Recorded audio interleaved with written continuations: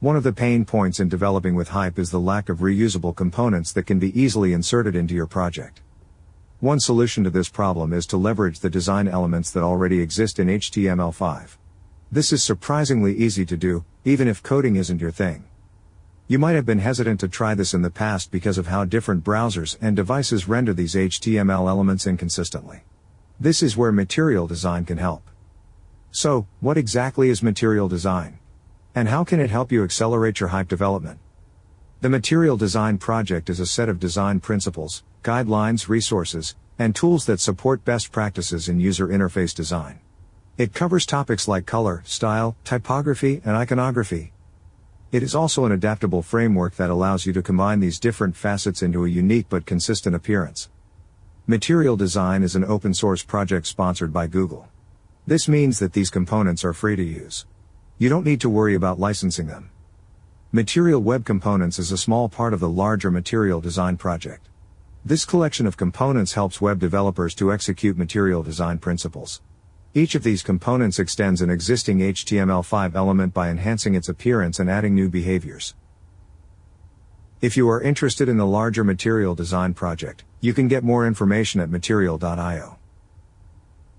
For now, I'll just concentrate on the web components and what they can add to Hype development. These material web components are building blocks for creating high-quality user interfaces. Using them can speed Hype development in two ways. Firstly, they eliminate the need to construct custom interface elements entirely from scratch. Instead, you just select from an existing library of components and customize them to fit your particular needs. Secondly, they make it easy to coordinate the user interface's look and feel across different scenes or in multiple projects. This makes updating or refactoring your designs fast and easy. These components include things like buttons, text fields, dialogues, and progress indicators. In short, elements that are a necessary part of just about every project but that aren't things you want to reinvent over and over. If you are interested to learn more about what kinds of web components are available, you can get more information at this URL. In this video, I'll show you how to add generic HTML5 elements to a Hype project. Then I'll explain what extra steps are needed to include material design web components. After that, I'll show you how to harness the enhanced appearance and behavior of these components. And finally, we'll go over how to override the default style of these components so that you can customize your design's appearance. So, let's get started. Here is a simple color picker I have built in Hype. It includes the ability to pick a color in two different ways, from a drop-down list box or from a traditional color picker.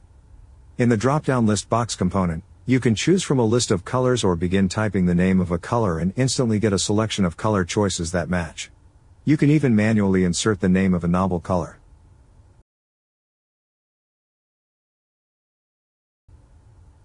In the color picker component, you can choose from the full complement of colors in a range of color spaces, RGB, hex, or HSL. There is a modest level of sophistication in these elements that would take significant effort to reproduce if you were building them from scratch. But there is no JavaScript or other code included here. In fact, if you look at the Hype interface, you will see a solitary Hype element named Color Picker. Nothing else. All the functionality on display here is generated in that element with just a few lines of embedded HTML5 code. It seems a little like magic, so let's look at how you can do this. To get started embedding HTML5 code directly into Hype, you first need to add an empty element onto the canvas. This is where you will insert the HTML5 code. You can do this by simply dropping a rectangle shape directly onto the canvas. Eventually, you may also want to remove the border and the color fill from this shape, but I will leave mine in place for now. Next, you need to get access to the inner HTML of this shape. You can do this in three different ways. The simplest way is to click directly on the rectangle. Once you do that, a small button pops up at the base of the rectangle, here. Clicking on this button pulls up a blank dialog window. Into this window, you can directly enter all kinds of HTML, CSS, or JavaScript code that help define the appearance and behavior of this element. But I'm just going to paste in some relatively simple HTML5 code that I have previously copied to the clipboard. Once we do that and click away to hide the inner HTML dialog, you can see that the original rectangle has been filled with the fully functioning color picker I demonstrated earlier. Looking more closely at this code, You can see it is made up of regular HTML tags, just as you would find on a standard web page. There is no code describing how these elements look or how they behave. That's all baked directly into the HTML5 language. Like before, this is nested or embedded code, and there is no sign of it in the Hype resource pane or element panel. So the trick here is embedding HTML5 code directly into the inner HTML of a blank element. The other ways you can access this inner HTML dialog are from the Edit menu, using the option labeled Edit Elements Inner HTML, or by using the keyboard shortcut, Command, Option, E.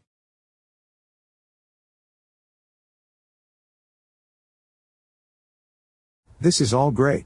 But there is one serious gotcha.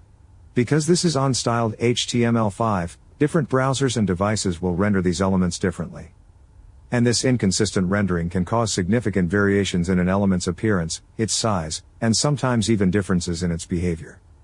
A good example of this is how the color input tags we used earlier are handled on various platforms. The solution to this rendering problem is to apply uniform styling to all the elements you use. A common way to do that is with material design, and that is what I'll do next. You need to complete 4 preliminary steps before deploying material design web components within Hype. The first of these steps is to configure Hype in a way that allows you to override its default styles. These web components won't work at all unless you complete this step. To do this, you must deselect the Protect from External Styles checkbox from the Advanced Options section within the document pane, here. Failing to do this won't necessarily break your whole project, it will just look different from what you might expect. Next, you need to add the external CSS and JavaScript files responsible for enhancing the appearance and behavior of your HTML5 elements. This is accomplished by adding these files to the head of your Hype document. You can access the document head by clicking on this button in the document pane. Once the document head is open, you can add links to these files using the URLs shown. These files are stored remotely on a content delivery network, also known as a CDN. There are several other ways you could do this, for instance, by keeping a downloaded version of these files locally and then adding them to Hype's resources pane. From there, Hype can be configured to insert them into the document head automatically. However, later we'll see how manually adding them has some definite advantages. It's also possible to use smaller CSS files that only influence one type of element, say just buttons. But for now, we'll use the full-strength CSS and JavaScript files. Once we have these files in place, we need to add an empty container onto the Hype canvas. Just as we did earlier, you can do this by dropping an empty rectangle onto the canvas. Next, you need to insert some HTML code into the inner HTML of this container. In this case, I've added code for a simple button, and you can see how the button appears instantaneously on the canvas, as you would expect. However, this is still just a plain button, and we need to apply some additional styling to turn it into a Material Web Components button. This styling is accomplished by adding one or more classes to an element by further editing its inner HTML. You can see how I've done that for our button element here. In fact, I've added several classes. One class to designate it as a Material Design Component button. Another to make it a raised button, and still another, to style its text label. I've also added a ripple class that enables a fancy animation effect during mouse over events. Adding these classes is nice, but we're just getting started. Material design includes many different ways to style button elements. You can see some of the additional ones here. All these variations were constructed by adding different classes, or combinations of classes, to the base button element. In fact, when we run this project in a browser, you can see how these buttons not only look different, but behave differently as well. These variations include solid or outlined buttons, buttons with and without icons, and even buttons that appear to float above the canvas. At this point, you are probably wondering where to find more information about these classes. Specifically, what are the different possibilities, and how are they implemented? All that information is contained in the Material Design Web Components documentation, which you can find at this URL. Of course, you aren't limited to using just button elements. Material Design Web Components currently include customizations of more than 25 different HTML elements. Here is a small subset of text input field possibilities. Some of these web components, especially those that include behaviors heavily dependent on JavaScript, need to be initialized. This is especially true if you have multiple instances of a component type on the same page. Text input fields are an example of this. One way to deal with this issue is to add an initialization class directly to the element, as I have done here. It is also possible to auto-initialize all the web components used in a scene at once by running a regular hype function triggered during scene load. That kind of function would look like this.